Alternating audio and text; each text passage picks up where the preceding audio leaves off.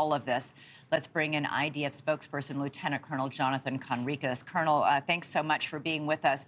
Prime Minister Netanyahu said the IDF is inside Gaza City fighting Hamas both above and below ground. So does this mean you've begun this battle in the tunnels? We have indeed. Thank you for having me on the show.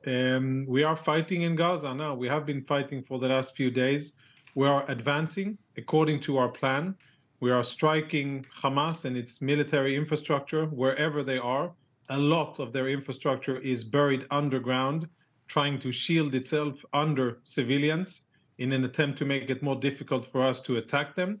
But we are moving with infantry and armored combat engineer troops, all of them on the ground with lots of air support.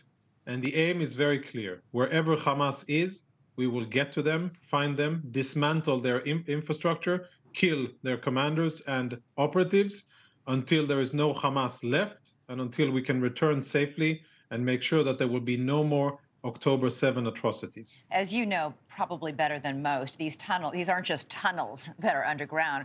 These are vast compounds and living quarters, and they're almost certainly booby-trapped. How long will it take to dismantle a network of tunnels and compounds and living areas that is 300 miles long? You're very correct. But the only thing is that we don't necessarily plan on fighting where Hamas wants us to fight and in the way that they want us to fight. A tunnel can be great if you get your opponent to get into it, then it's a one-on-one battle with great advantages for the defender, for Hamas. We aren't going to fight that way. And a tunnel can also become a death trap. And Hamas will learn that we have all kinds of tactical solutions for that type of warfare as well. It is very complex. It is extremely challenging. It is a densely built and populated area. Hopefully, more and more civilians will evacuate so that there will be less civilians at risk. But it is a very difficult battlefield, and we will do everything we can to achieve our military goals while minimizing collateral damage. Well, President Biden is calling on Israel to pause its attack, to allow more aid in and hostages out. You actually did pause bombing to allow the 2 American hostages, that mother and daughter, to escape. Will you do so again? Yeah, I mean, Secretary Blinken is coming. I'm not entirely sure that that is the main message.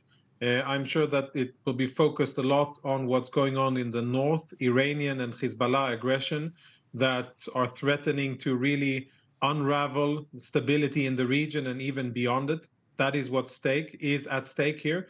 And we will do whatever necessary, whatever will improve the chances of getting our people home. There are 240 Israelis held hostage, some of them dual nationals, held hostage in Gaza. And whatever that suits the objective of getting them home, of course we will do. But at the end of this war, and this needs to be very, very clear to everybody, at the end of this war, with pauses and different things all taken into account, Hamas will be finished, and we will make sure that no other threats will emanate from Gaza at Israel ever again. But in the meantime, and despite your best efforts, as you say, to avoid civilian casualties, international criticism is mounting. UNICEF called your bombing of the Jabalia refugee camp, quote, horrific and appalling.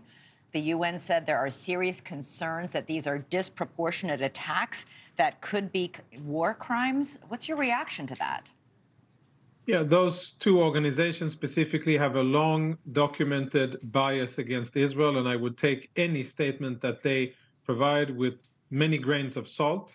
And I would tell them to focus on what they've been doing over the last 40 or 75 years, depending on which UN institution you're talking about.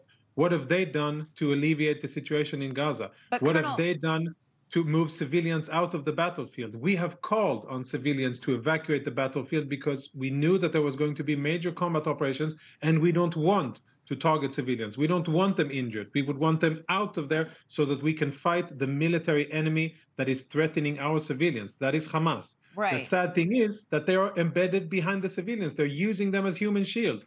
There's no other way of defeating them than by getting to them. And if they're hiding behind civilians, what is deplorable and should be called out by UNICEF, the World Health Organization, by the UN, and everybody else is, why is Hamas using the Palestinians as their human shields? Right, but the point is are you playing into the hands of Hamas? Because they're in their tunnels, safe and sound with food and water and fuel, and all the civilians are up ahead. You're bombing, and the civilians are dying because they can't leave Gaza because it's barricaded. So, you know, the global sympathy is beginning to evaporate for Israel in the face of these images day in and day out. They could have been Hamas's plan all along. Yeah, of course, Hamas cynically uses their civilians, and but we have to be clear here. The responsibility for what's going on is on Hamas, and whereas we express sorrow for the killing of non-combatants, we have said from the beginning they are not our enemy, and if Hamas would be fighting elsewhere, then that is where we would be striking them. The sad thing is that they're under civilians. Whenever we can, we evacuate them. And more than 800,000 of 1.1 million civilians have evacuated. That's a big majority of people that have done the right thing for them. And we've been calling on that for 2 weeks.